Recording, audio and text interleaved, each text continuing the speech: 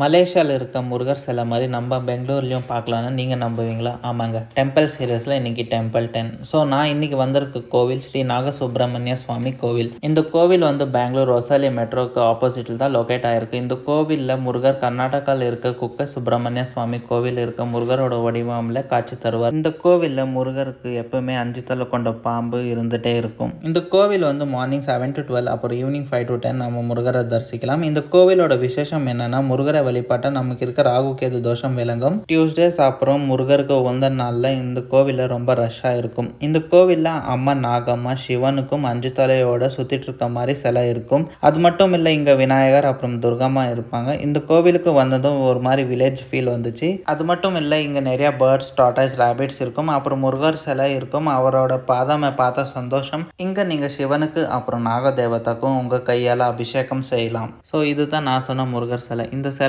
வந்து 21 அடி இருக்கும். ஸோ பெங்களூரில் இருந்தால் இல்லை நீங்கள் வந்தால் கண்டிப்பாக இந்த கோவிலை விசிட் பண்ணி பாருங்கள். பெங்களூரில் உங்களுக்கு தெரிஞ்ச முருகர் டெம்பிள் இருந்தால் கமெண்ட் இல்லை டிஎம் பண்ணுங்கள். நல்லதே நடக்கும். ஓம் முருகா.